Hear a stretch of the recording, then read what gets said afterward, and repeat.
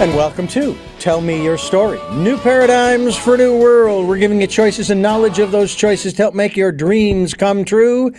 And we're here on Sundays at 7 a.m. and 7 p.m., Monday mornings at 1 a.m., Wednesdays at 9 a.m. with a special edition of Tell Me Your Story.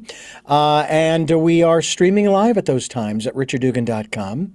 We are podcasting on SoundCloud, iTunes, TuneIn Radio, Spotify, Stitcher, Player FM, Blueberry, iHeartRadio, Amazon Music, and so many other locations on the internet. And folks are reposting. Thank you, thank you, thank you. And we're also on YouTube where you can watch these interviews. By the way, with the podcast, which is just the audio, we have over 85,000, I think it's 800 listens since January 1 of 2018. Now, the one thing that I have noticed is that in just the last 12 months, we've had more than double the number of listeners to the programs than in all of the time prior from month 13th back to January 2018. So the audience is growing. We're up to a whopping 80 subscribers on YouTube. And I've said it before and I'll say it again. I don't care what the number is. I just want you to be notified when a new program is posted so that you can listen to it and pass it on and all of those good things. We also want you to participate in the decade of perfect vision. We're going to kind of talk about that, going within and listening to that still small voice. That's right. That's kind of where we'll be coming from today. And then if you would like to support us financially, we would be so gratefully appreciative of that. Every penny goes into this program, whether it's the web hosting, or just the posting of this and doing that and the other and so on and so on. We've got a PayPal account. It is there for your security as well as ours, so any amount is gratefully received, and we really do appreciate those who have helped and those who will help. Thank you, thank you, thank you. With that, we're going to jump into our program today, and we're going to talk about, this is a rather interesting title, ladies and gentlemen, 911 from your soul. Yes, what is your emergency? Well, we're going to find out what it is with our very special guest and the author, Janine Thompson. JanineThompson.net is the website. And Janine, thank you so much for joining us here on the program and for being our 911 operator, taking those phone calls and helping people to, find resolution to their issue, their challenge, if you will. Thank you for being with us. Thank you. I'm delighted to be with you and your listeners, Richard. I know that 911 from your soul, interesting title. And a lot of times, because I can attest to this, that a lot of times that's kind of what we get. We get this emergency call saying you need to, whatever it is. I mean, I have been in situations where I know what my brain, my personality, I guess you might say my ego center wants to do. I know what it wants to do. But there's this other message that's coming through louder, interestingly enough, that says, no, you need to do this. Whether it's in a relationship, whether it's having to do with finances, sometimes if it just has to do with travel. Matter of fact, I remember my wife and I were traveling, my second wife here, and we're traveling up to Yosemite back in, 2016. And we got on a highway, a freeway, in the early afternoon as we're heading north. We were probably halfway there, maybe three quarters. And the traffic was just ridiculous. I mean, I say, okay, get off at the next off-ramp. Just, I don't care how you do it, just get off. And we did. And I recalibrated the GPS. And the next thing you know, we are having the most incredible stress-free drive through farm fields. And we came across, I didn't even know it was out there. We came across what apparently were the water cooling towers of a nuclear power plant. I don't know if it was still in business or if that's actually what it was, but it took longer, but it didn't matter. It was beautiful. So tell us about how this whole aspect of specifically of the whole aspect of 911 from your soul?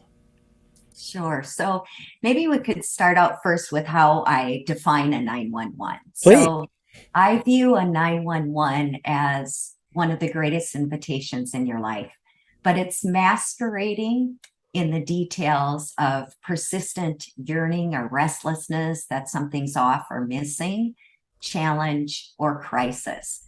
And usually people are being asked to change radically, shift some aspect of their familiar identity.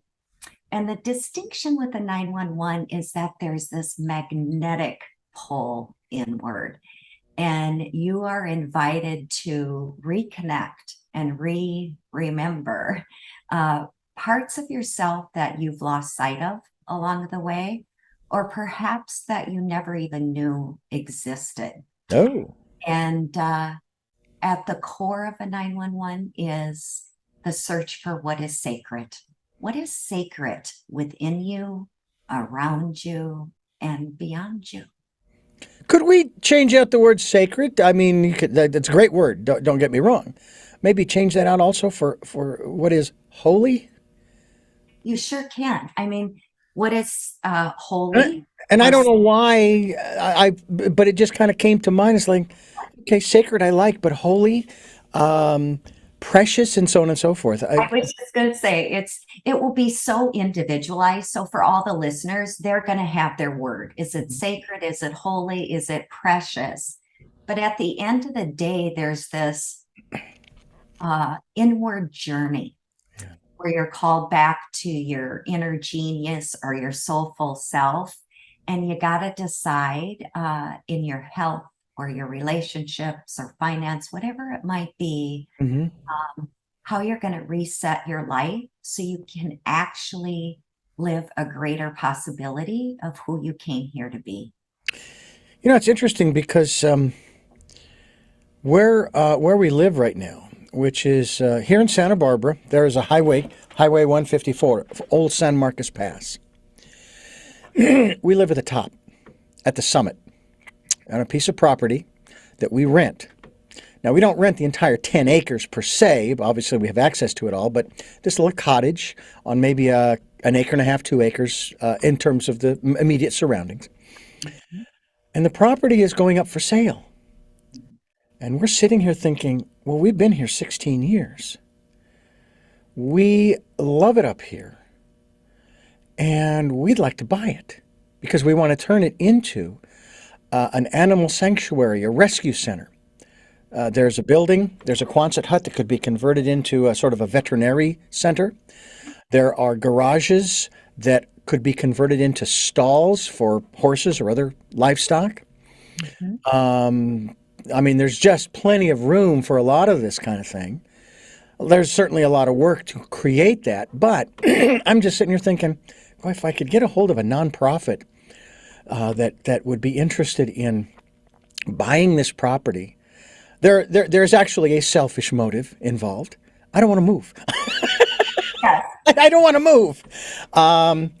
But then again, whoever does buy the property, we don't know what they're going to want to do. They may want to keep us on to look after the property for them, you know, and that kind of thing. So we'll see. But it's like I can feel inside that, yeah. And so I'm just putting the word out. So I'm putting the word out to you. I'm putting the word out to our listeners. Hey, if that's something that you can help us with, or you know someone who would be interested in doing,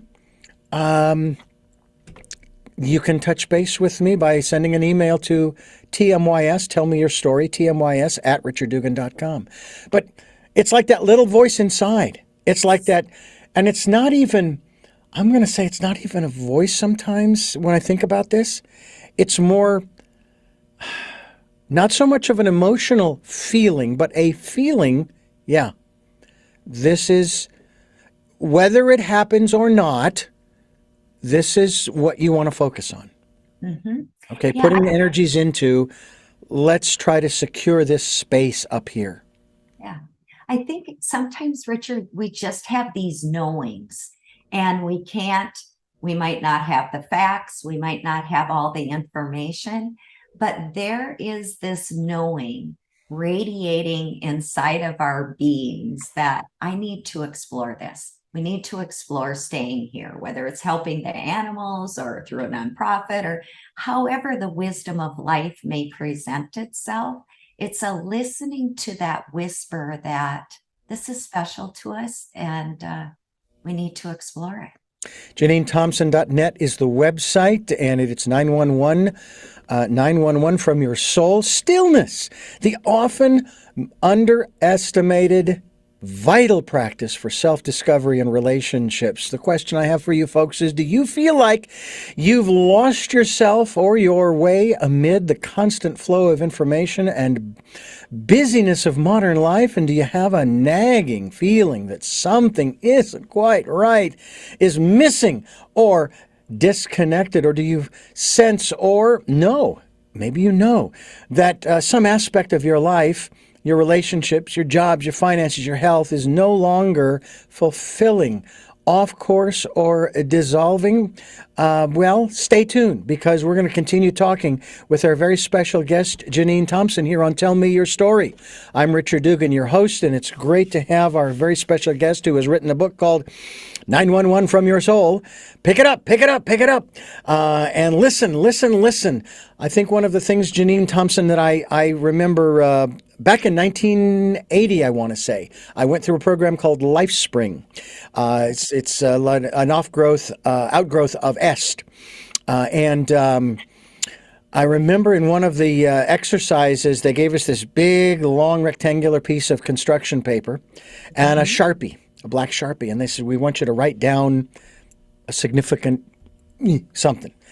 And what came to me was, and this was when I was 20 years old, in cursive, I wrote, I will listen to, next line, all block letters, and follow the promptings of my friend.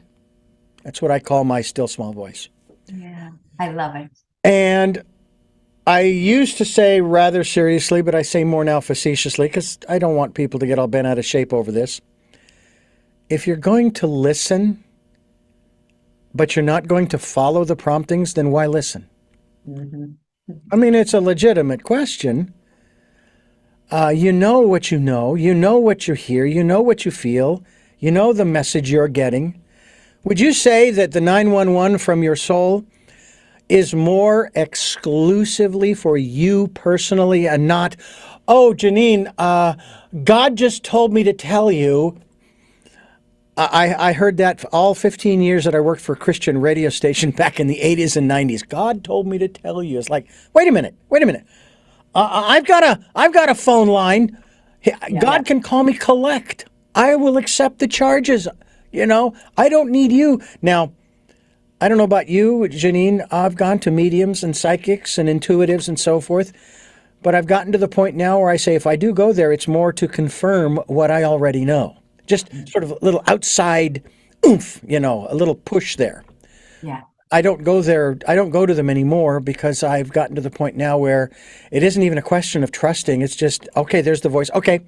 And sometimes it's turn left, turn right. And I turn left or I turn right. Mm-hmm.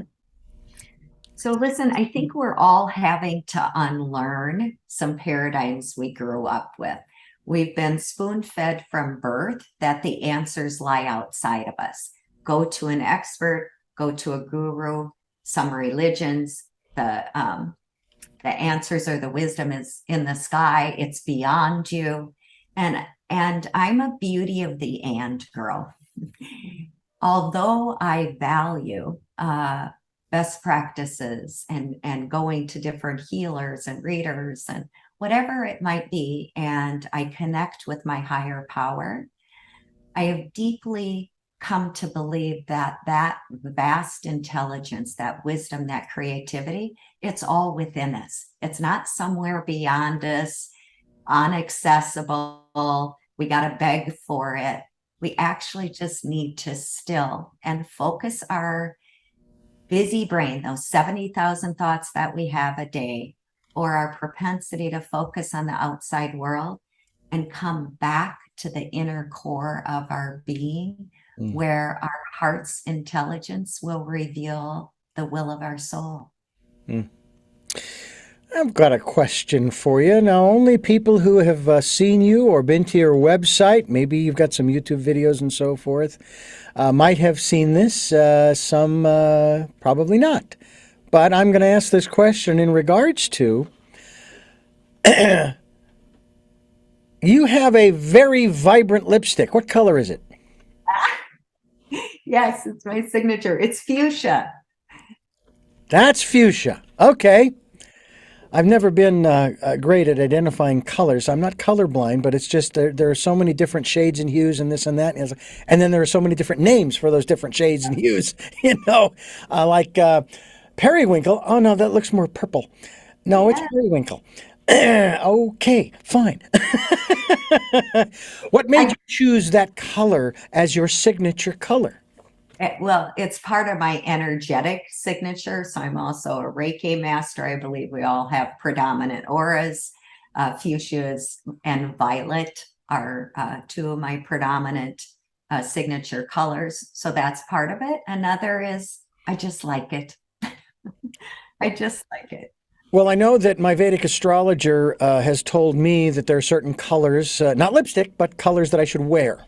Yes. And then there's Same certain principle. gems. What's that? Same principle. Stones, colors. Yeah. Yeah. I remember I went through a phase. This was long before I ever met my Vedic astrologer. This was about, and I've known him for probably 25 years. I remember, and maybe it was in school, but I went through several years of a brown phase. Everything I wore it seemed like it was brown. Huh? And now, and then, Brown is very grounding. yeah, Brown. I must have needed it back then, you know. Now, what's also interesting is not just colors, but also style. For me, when I lived in Phoenix, I think, I'm trying to remember now, I wore mostly, I think, T-shirts and that kind of thing, pullovers. Now, I still wear T-shirts, but when the weather cools down, I will re-don my long sleeve shirts over a T-shirt. But right now it's just, I just feel, I'm just going to, but I like black, and obviously with the hat too. Now it looks a little brown in the video here, folks, but that's my camera. I'm still working on getting a better camera, but until then. So it's just real interesting how we're led to all of these different aspects that assist us in, how shall we say it, in sort of supplementing or a more sustainable life in terms of incorporating these different elements that help us maybe stay grounded, like the brown for me, or a particular crystal or stone or a particular metal.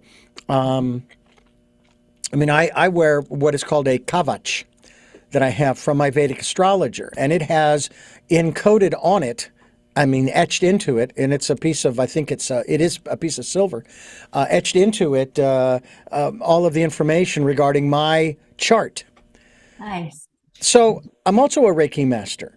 When you learned about this energy, how did it change your view of the concept, as I say, of healing?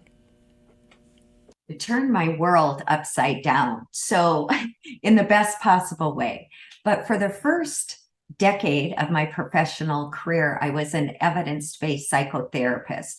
So I was working with research protocols treating obsessive compulsive disorder, panic disorder, the range of anxiety disorders.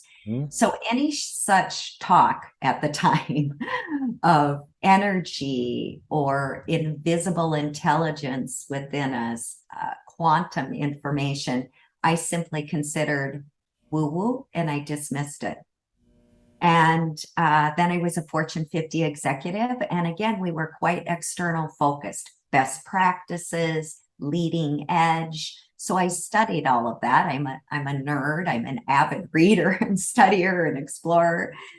But when I left my executive career, because I had my own restlessness and I was trying to figure out what the heck was going on in my life, because the details of my outside life looked really darn good. But inside, I kept saying, there's got to be something more to life. There's just got to be something more to life.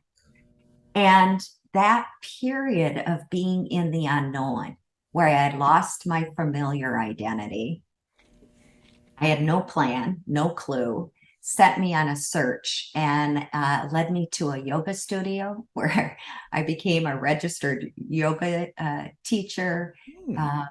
And it led me to Master Reiki training. But that was the first time in my life, really, where I was brought inward to the power of the breath, to the power of the union of mind, body, and spirit. I hadn't been taught that in graduate school. Most of the outside world is an external focus. So this was life-changing for me. And I just fell in love with everything internal and soul. And I knew I had to bring the power of love and this untapped potential to business, because I think business is the greatest change agent in the world, and we need to elevate our humanity. JanineThompson.net is the website. 911 from Your Soul is the book. Janine Thompson is our guest here on Tell Me Your Story. I'm Richard Dugan, and we're talking with Janine Thompson about the work that she is doing, not only as a Reiki master, but also as an author. And I know you have a few other titles as well. But at the same time, one of the aspects that I learned about when I was going through my Reiki mastership or mastery or classes was that the energy was not to be sent, and even if you could, it would not arrive as such, with my personal intention. Both my wife and I are Reiki masters.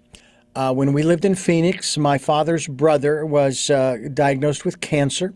He was going through chemo and all that stuff, and we said we want to send him an absentee healing. So they gave us one of his pictures, and we sat down one evening and we sent an absentee healing. And at his funeral, or shortly thereafter, my mother was sharing with us what happened with him the days prior to his passing, where he got his medications and he threw them across the wall. He was just so angry at the whole thing. Got in his wheelchair. He wheeled across the family compound or ranch to his son's cottage. Went inside, and I guess they had a time of father-son closure, that kind of thing. And then he passed. And it has raised the question that I ask of everybody who deals in the healing modalities, the wellness modalities. Our energy, our Reiki, absentee Reiki healing was sent to him, but he died. Mm-hmm. Now, I didn't question it because I understood. But most people would say, well, then it didn't work. Mm-hmm. Well, how do you know that it didn't work? And so it raises the question, Janine, what is healing then? If you're using this energy, and again, this is just one modality, mind you, but if you're using this energy and you send it to this person, not to heal them from your perspective, but to allow them to do whatever it is they want with it. You've given them a gift, and they can do with it what they will. Mm-hmm. So to me, that then sort of redefines what healing is. Absolutely. I don't think it's up to us as practitioners to define what the healing is. I think that we are used as vehicles of a higher power to be a facilitator to whatever that individual needs.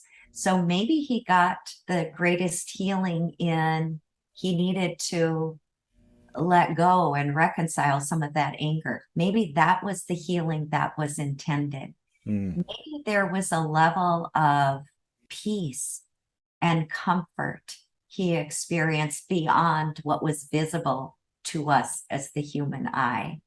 I just believe our role is to be used as an instrument And we need to trust that the receiver, the individual, will know, their soulful self will know what they want to do with the energy, and a higher power is also in play, um, with guidance. So I believe that's beyond our purview.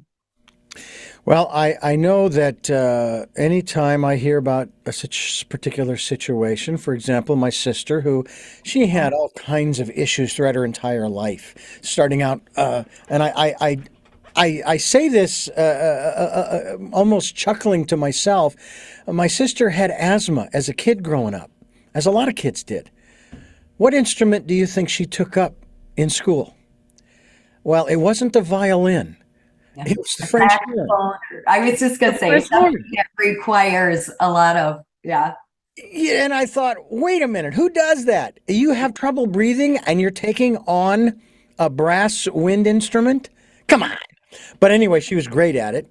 And all of the stuff that she went through and through her entire life, and it was shared with me that not once during her lifetime, with everything she went through, was she ever bitter. She never showed bitterness to anyone. Yeah. How beautiful is that? Yeah, I believe, honestly, our souls know the way. So yeah. that's a perfect example where if we would have looked to the outside world, it would have said, use the violin, don't go for an instrument, a clarinet, a sax, a French horn, whatever it might be that's going to require more controlled breath work. But each and every one of our souls, or our inner genius, whatever word you're comfortable with, knows the pathway. And she trusted that. And she trusted the stepping stones on her pathway of life, even though others might have thought at times, wow, tough things to go through, or maybe unfair. Sometimes we ask why, but there was a stillness within her that trusted the brilliance of life. That's And I'll something bet you the physiology was helped. Her lungs were strengthened and that kind of thing, in for spite sure. of the fact that she still had to use an inhaler and this and that and the other thing and Yeah. whatnot. So, yeah, it's quite interesting. There's another aspect too. I had a gentleman on who had stomach cancer, and he had the majority of his stomach removed. And we chatted about his book and the work that he's doing and helping other people and so on and so forth. But one of the things that I have learned over the many years is to take a look at the more metaphysical, if you will, or spiritual, shall we say, reason behind a physical condition. And what was interesting in this conversation with him was he had never thought about that. But he started to talk about it in the context of, oh, well, when I was growing up as a kid, we had lots of kids, and I would eat really fast and this and that and the other thing. But he had never really connected the stomach cancer and the removal of a good portion of his stomach to, a lesson to be learned. Mhm. That might be another aspect of the healing modalities, Oh, is absolutely. helping someone to get in touch with why they have. It's not now, knowing why doesn't change the situation physically, biologically necessarily, although it might. But knowing why in this instance is like, oh, now I get it. Okay, and yeah, maybe then that starts to change the vibration, and so forth. I absolutely agree with you. I think that for everything we experience physically in our body, there is a spiritual underpinning, right? So for myself, I went through years of ulcerative colitis that was extraordinarily disruptive in my 20s, and it mirrored the the issues I was having in my body. I wasn't processing my life. I was, moving too fast, on the go, not really taking care of myself. And I wasn't processing life. So, of course, my GI system also could not process efficiently and effectively. And I was diagnosed with ulcerative colitis.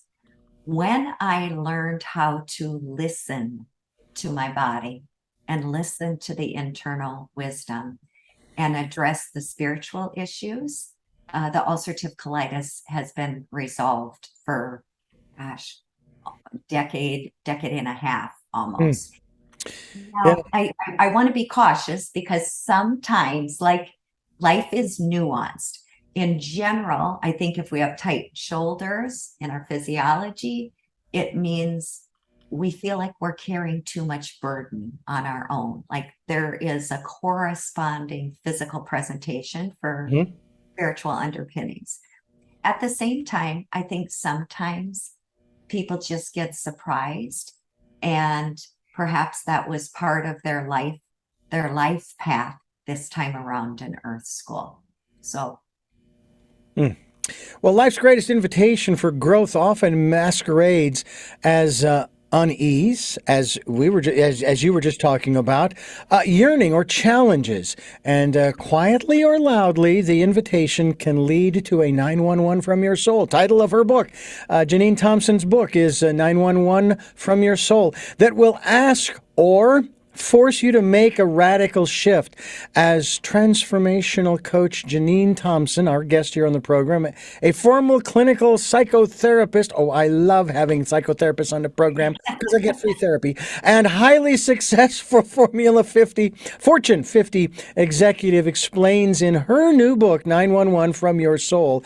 And you want to go to JanineThompson.net. That's JanineThompson.net.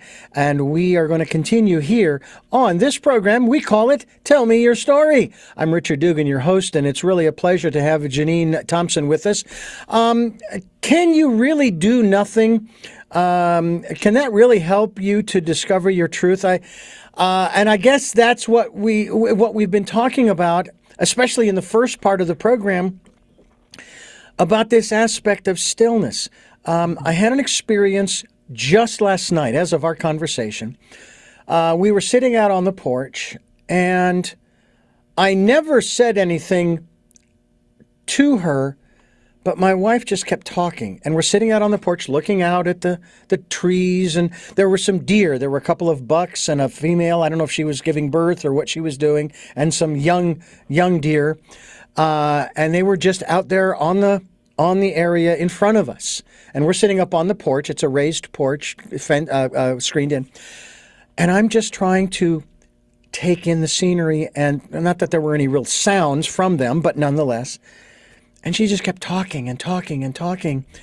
And I'm not being critical of her, but it was like I wanted to say, could you be quiet, please? Because I'm trying to be still, and you're not helping, But at the same time, I know how she is if she gets criticized, and that kind of thing. I mean, I might as well have, if I was going to say that, I might as well, would you please shut up? And that would not go over well at all. So I just good choice. I just waited. And eventually she did. She just did. But that stillness, especially in nature, to me, nature is our greatest teacher, isn't she? I am a huge fan. That's where I wrote my book, In Nature. Got a bunch of pictures on my website where I wrote. Saw that beautiful table. Yeah, it was it was a miracle, actually. Yeah.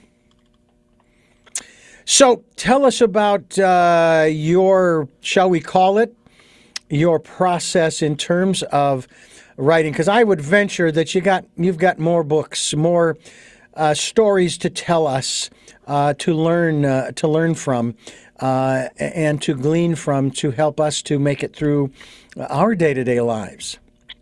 Yeah.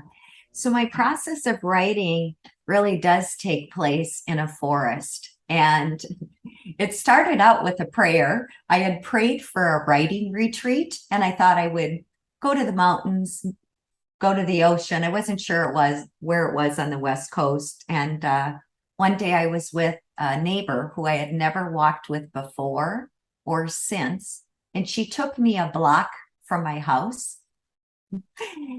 past a dead end. I had passed 300 times. And sure enough, along these gorgeous trails, she took the pathway. The next day I went back by myself. I went through the woods, was this stunning table. And I got to the bottom of the forest and I thought, Janine Thompson, there's a table in this forest. And I'm like, that simply cannot be.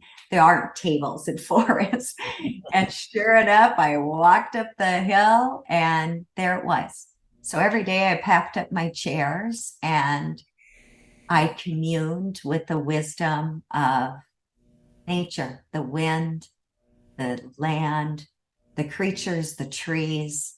And I just listened. And through that process of listening, I received the 7 principles I call the soul solution that become a blueprint for how you can live your greatest life, your best life, both from an earth view and a soul view. I call it the beauty of the ant because we are both human and divine. Well, that is something that has been reiterated over and over and over again on this program by guest after guest after guest. And I know that for some folks, it's a hard one to comprehend sometimes because the material world has such a hold. I often, when I'm driving through towns, whether it be Phoenix, where I was born and raised, whether it be Los Angeles, or even Santa Barbara, where I live now, if I see one of those air-blown, wiggly creatures, plastic creatures at a car lot, or a giant gorilla on the roof of the car dealership, or anything along those lines, or even metallic streamers, they wouldn't use those if it didn't work. And if that is what if that is what attracts us to go in and buy a car, Lord help us as a species. But again, the methods that advertising and marketing use, if they didn't work, they wouldn't do them. So obviously they work. I don't know who it is, whether it's the female or the male that's attracted by the gorilla or the dancing hands thing or whatever it is. It's just, to me, it's like, okay, I could sit here. Okay, well, Janine, it's just been butterfly, We're so easily distracted. Well, here's the deal, though. It's brilliant on the part of the marketers because really the message oftentimes in media, marketing, magazines, TV shows is you are not enough. You don't have the right house. You don't have the right retirement. You don't have the right clothes. You don't eat the right thing. We have gimmicks to draw your attention, and it's pulling you away from your power, saying, go fix this, and then your life's going to be better. And what I'm saying is certainly throw them into the hopper of consideration. But when you want to discern your truth, when you want to have the most reliable answers, pathways forward, there's one source, and that's returning to the inner core of your being. Returning to the inner core of your being. Wow. Yeah. That is something that we really need to take in because it's, and I put it this way, there was a time some years ago when I would watch these different documentaries of people going to different parts of the world, and they would find what looked like the ultimate quiet spot. Mm-hmm. Well, if I could just find that quiet little space on the planet somewhere, just to be alone for a little while. And then the more I thought about it, I thought, well, no, wait a minute. If I can find it, then so can others. Yes. This is part of what happens with these small little, I'll call them villages or hamlets, and people will come across them as they're driving across the country here or elsewhere. Oh man, this is so cool. I think I'll move here. And then another and another and then now it's a big city. Yeah. And now it's a metropolitan area. It's like, what happened to the small town that was so quaint and so quiet? And then it finally dawned on me there is a place that nobody else can get to, and that's inside. Yeah. You got it. Yeah. And I will be the first. I would think that we would probably, regardless of how much we do spend time in that still, quiet place, sometimes we tend to feel guilty for not spending enough time. I know I just spent 52 hours there, but I need to, I should be spending more, kind of thing. Well, you do have to work and earn the money to put the food on the table and gas in the vehicle and clothes on your back and so on and so forth, because that's the world in which our bodies live. We live in an right? We live on an earth and we are supernatural too. So in this beauty of the we have to navigate the Now, what I find fascinating about nature, who is our greatest teacher, I'm still looking. I'm still looking for the rabbit, the antelope, the hawk, the smallmouth bass. You can go on and on and on and on. Polar bear, I don't care what, iguana. I want to find that creature on the planet, aside from the human being, the Homo sapien, who stores up for more than a year goods, who basically just continues to remodel and remodel and remodel their living quarters, who has to keep up with the badgers and the squirrels as far as hairstyle and clothing and on and on and on. When I think it's best put, at least by a passage I know from the Bible, that says, why worry for what you will eat or where you'll lay your head? Look at the birds. Look at the birds, or the butterfly. Oh, butterfly. They don't toil, and yet look how they're taken care of. They're cared for. They've got everything they need. And so I sit here thinking, gee, if it were possible, and I just feel like it is, but if it were possible to be able to live in a place where I would do what it is that I do, my life's purpose, and all of my needs, not wants, but needs, were taken care of, just like in nature, you know what? I'd be a really, really happy camper. And I know that that's easier said than done. But I also know that it is possible, because there are people who actually they'll move away from civilization. But see, I don't want to move away from civilization. I like people. Yeah. Yes, obviously. So what you do. I guess what, putting out that intentional, I guess my question has to do with how do we manifest that which we know we should be doing? Or do we really need to manifest anything, and do we just trust the universe to provide? What a brilliant question. So there are a couple of pieces to that. In terms of how do we manifest it, I know I might think differently about manifestation here. Mm-hmm. I think that our role is to tune inward, to shift from our busy brain to our core, and literally just join the rhythm of the breath. You don't have to do anything. You don't have to ask questions. You don't have to sort the options. You don't have to control everything. Just tune in, ask the questions, and just follow the rhythm of your breath and listen. And I promise you, life is always speaking to us. It might not be in that moment of stillness. When people are starting, I tell them 30 seconds to 2 minutes, because many people have stories going, oh my God, Janine, I can't do this. My busy brain is way too active.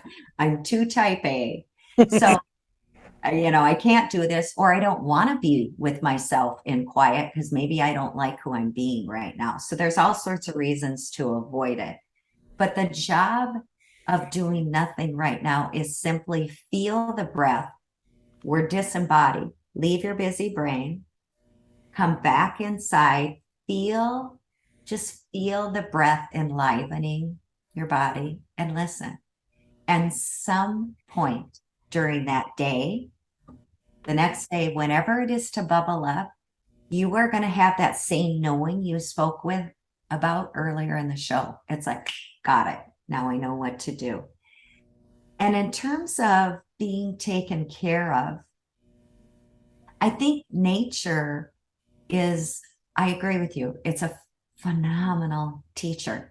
It shows us that there will be a continual cycle of birth, renewal, and death.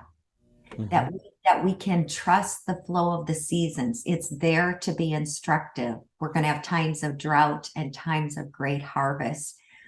We're going to have times where we see no foliage on our gorgeous trees.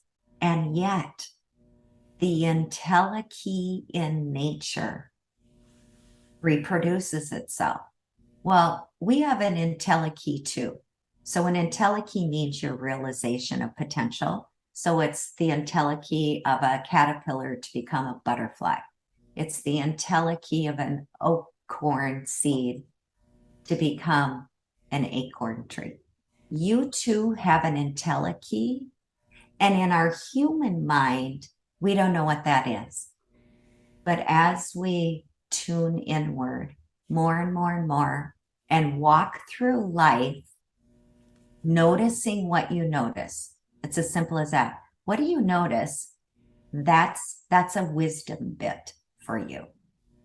And I believe what you're meant to, quote, manifest will, in fact, through your openness and willingness to be used as the highest expression for the greater good, will be realized, but not through control, through the utter brilliance of life. A wonderful phrase I heard years ago, become part of the process, don't try to control the process. Yes. And it was one of my hardest things. I would be like, okay, this is how it needs to look. I'd like this to happen in this way, in this order, chop, chop, let's get on this, you know? And so it's hard for us to do that. And I think that's one of the things with a lot of the manifesting things. They're like, think it, be it, do it. If you think it enough, you will make it so. I think that while it's wise counsel, we need to become the vibration or frequency of that which we desire. So if we want more love in our life, we need to find a way to go spread acts of kindness and joy and sprinkle little love bombs when we move through our day. But it's beyond that. We're part of a co-creative system worldwide. And what is to be realized through us, I trust will be. Talking with Janine Thompson, JanineThompson.net. 911 from Your Soul is the title of her latest work, and we're going to continue here on Tell Me Your Story. I'm Richard Dugan, your host, and 911 from Your Soul. Very interesting title and a conversation that we have been having here on the program. And Janine Thompson is our guest, and she's a person wearing glasses, description automatically generated with low confidence. Janine Thompson is a transformational coach, a speaker, and an author whose breadth of knowledge and experience spans multiple disciplines and professional expressions, from clinical psychotherapy to global business to advanced spiritual growth. And at the core of her diverse career is a passionate dedication to helping individuals live their highest potentiality. She shares her journey and how others can reach their full potential in her first book, 911 from Your Soul, World Changers Media, published in September of this year, coming out next month. Here, we're getting a sneak peek, if you will. And we're very grateful for that sneak peek, Janine. Tell us a little bit about yourself from the standpoint of your upbringing philosophically. How were you raised, and where are you today? How has that changed? Or if it's been serving you since childhood, if that's the case. Yeah. So I grew up in a small farm community, and there were some pillars of that small farming community. One, values, integrity, hard work, pitching in for your neighbors if there was a funeral. Like in a town of 1,000, you all come together, and there's a real beauty about that. Mm-hmm. Religion was a very strong organizing principle. I think we had we were a small country community, 7 churches in our immediate strong area. So I had the gift of being raised with a very strong mother and family who lived really just value-oriented life. And so that's been a part of my work ethic and desire to serve and excellence and the importance of family. I was also say, though, that I grew up Missouri Synod Lutheran, and it was very much my understanding as a young child through 7th grade was, God was a white man in the sky, and the power was outside of me, and albeit very loving, also quite judgmental and exclusionary. And so in my 20s, when I began to explore all sorts of religious perspectives, I still believe in a higher power, but I believe in a co-creative power, that divinity resides within. And yes, we are certainly supported through a whole celestial realm beyond us. But it definitely is a shift from how I grew up. Well, as a psychotherapist, you would probably agree that we could all use a little help from time to time. So let's talk about the celestial world, if we can, for a little bit here, and how we access that assistance, that support, if you want, that help. Mm-hmm. Mm-hmm. So I think that there are a whole bunch of ways to access it. I'm going to go back to one of your and I favorite things, which is nature. I think the nearly 8 billion expressions in life are a representation of divine expression, nature being one of them.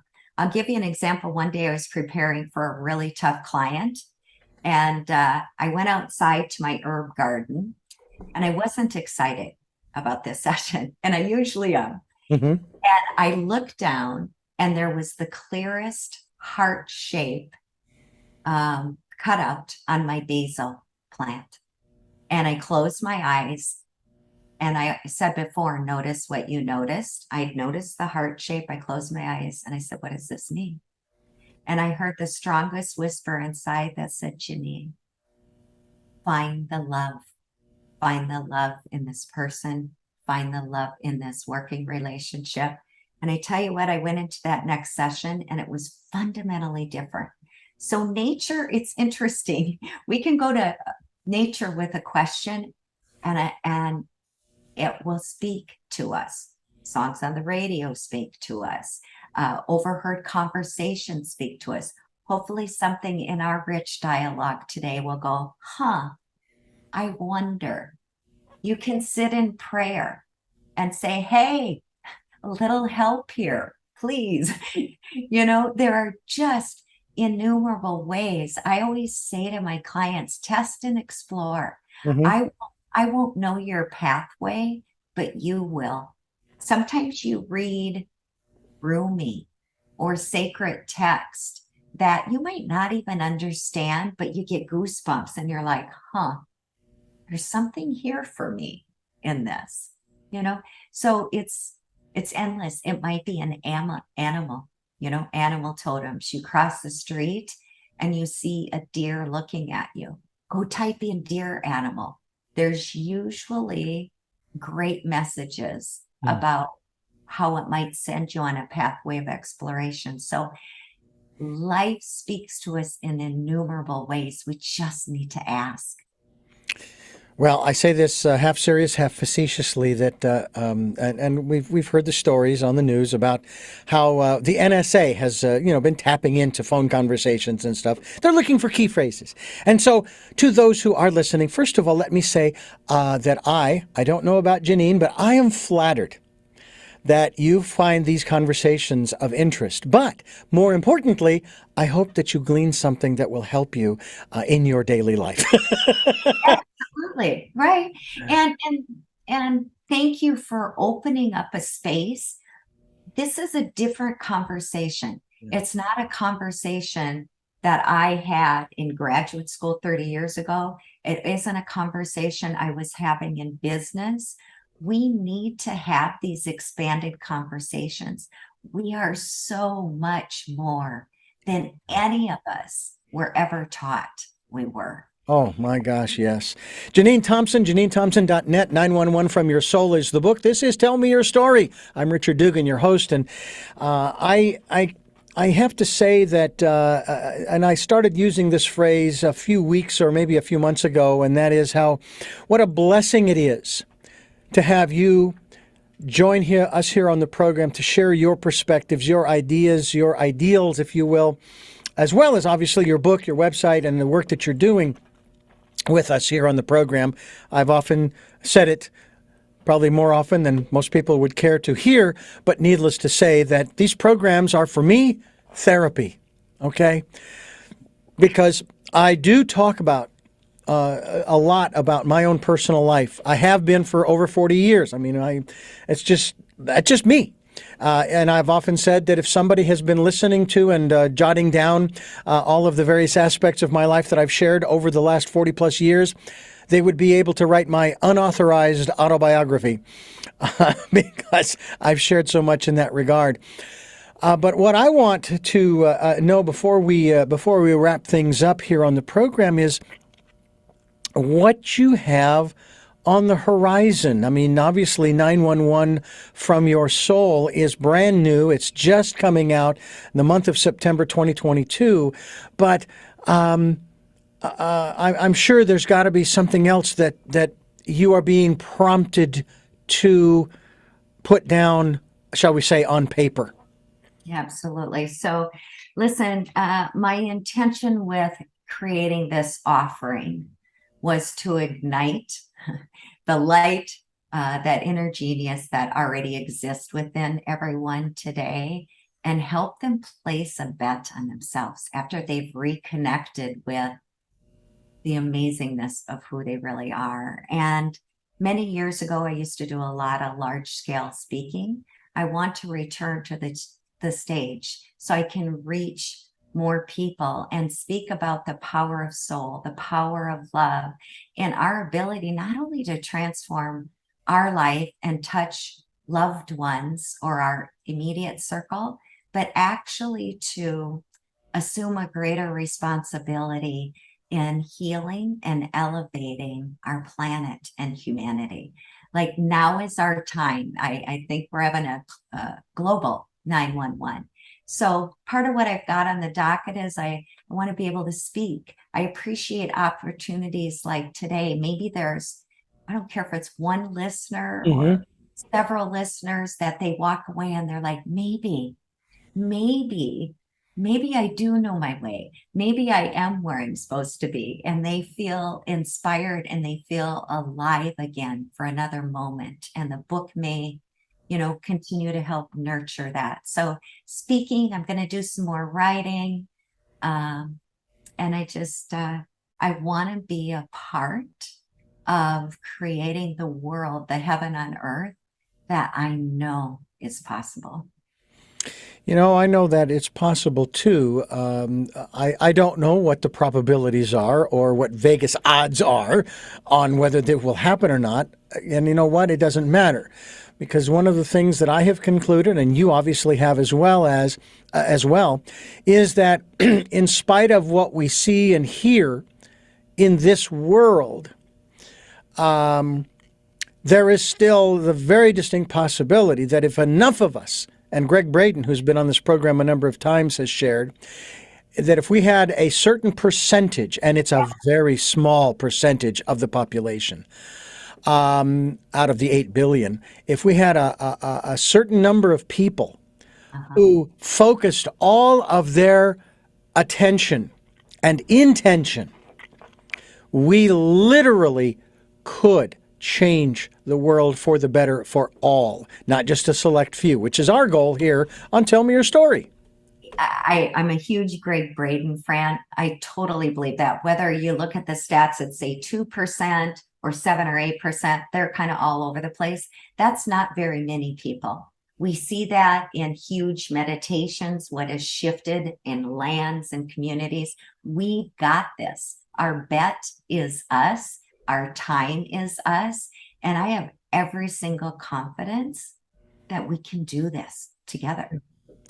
I find it interesting that it is typically in times of crisis.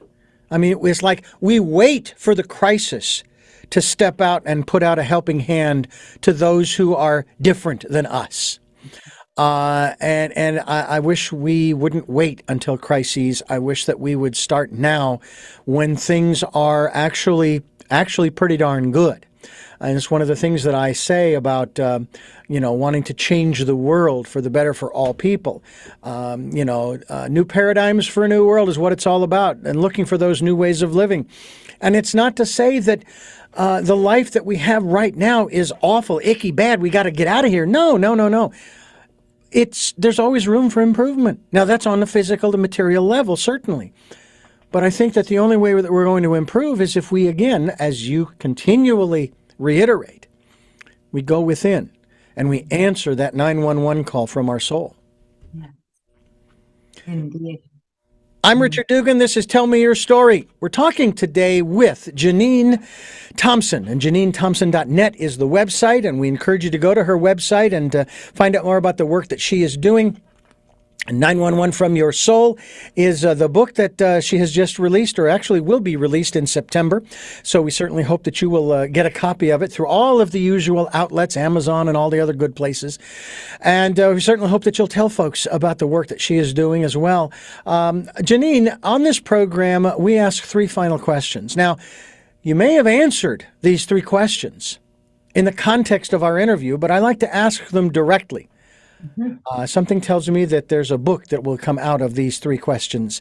I'll be compiling from all of the, I'm going to say thousands, if not hundreds, if not thousands of guests that I've had on this program in the almost 15 years we've been doing this program. We celebrate September 7th of this year. Congratulations. Year That's 15. hats off to you. Well, thank you. Oh, okay. I took my hat off, folks. Those of you who are not watching the YouTube video. But before I ask those questions, I want to address you, the listener and viewer, and I want to thank you for listening to and watching Tell Me Your Story. New paradigms for a new world as we give you choices and knowledge of those choices to help make your dreams come true. We are here on Sundays at 7 a.m. and 7 p.m., Monday mornings at 1 a.m., and Wednesdays at 9 a.m. with a special edition of Tell Me Your Story. We podcast the programs at, SoundCloud, iTunes, TuneIn Radio, Spotify, Stitcher, Player FM, Blueberry, iHeartRadio, Amazon Music, and many other locations too numerous to mention. Thank you for those who are reposting. I really do appreciate that. And then we have a video cast. I like to call it a video cast on YouTube, the channel Richard Dugan, Tell Me Your Story, where you can watch. And we are increasing the number of listeners as well as those listens, as they call it, that people have listened to. Over 85,500 podcast listens. And it's just remarkable, the number as it continues to grow. We also ask that you spend time, as we have been talking, spend some time in that stillness, listening to that still small voice, just being quiet, and maybe with your physical ears listening to what's around you. Maybe you can get to a quiet space, a park somewhere. We had a beautiful park in Phoenix. I think it's still there. It's called Encanto Park, and it had a lagoon, And it's just a big, wide open space. Not quite like Central Park, but boy, it was a pretty big park. Loved bicycling through it, too. We also ask that if you can support us financially, we would greatly appreciate that. And we have a PayPal account. It is there for your security as well as ours. And any contribution, any amount is absolutely welcome. And we thank you for those who have helped and those who will help as we move forward towards, well, quite honestly, towards 2023 and whatever is coming next in our human existence as well as our spiritual existence. With all of that being said, we now go to our three final questions. For our special guest who has written a book called 911 From Your Soul. JanineThompson.net is the website. Just want to get that out one more time. And the first of those three questions is, who is Janine Thompson? Who is Janine Thompson? Well, I am a spiritual being having a human experience. I love life. Some of my most treasured beings are my children, Tanner and Taylor, and my family and friends that I have been just hit the lottery with. I've had groups of friends for over 50 years that we've walked through. Yeah, it's amazing. 52 years and 45 years that we've walked through everything in life, literally all the machinations of life. So I'm a lover of life. I love cooking. I love music. I love yoga. I love nature. I just love getting the opportunity to get up and have another swing at this gig every single day. And my prayer is that in who I'm being and how I show up, that I'm a lighthouse in some way, that somebody's path is lighter and brighter because of our interaction together. What is it that you hope to or want to achieve through the work that you are doing now? Yeah, I want to bring back the power of love and soul to business. They are two atypical conversations for business. As I shared before, I believe that business is the largest breathing organism alive. It has the possibility to be the biggest change agent in the world. And if we can grab the hearts and the minds of leaders internally, the systemic impact, not only to the employees, the customers, the climate, our global relationships, like we can change the fabric of life. And finally, what is your life's purpose? My life's purpose is love. Janine Thompson, again, thank you so much for this opportunity to get to know you, to find out more about the work you are doing, as well as the book 911 From Your Soul. And we hope to have you back again. Thank you. I'd be delighted to be back. It was really fun, Richard. Much appreciated. And I thank you for listening to and watching Tell Me Your Story, New Paradigms for a New World, as we are giving you choices and knowledge of those choices to help make your dreams come true. And until our next broadcast, podcast, videocast, love to lull. And Jeanette, I am listening.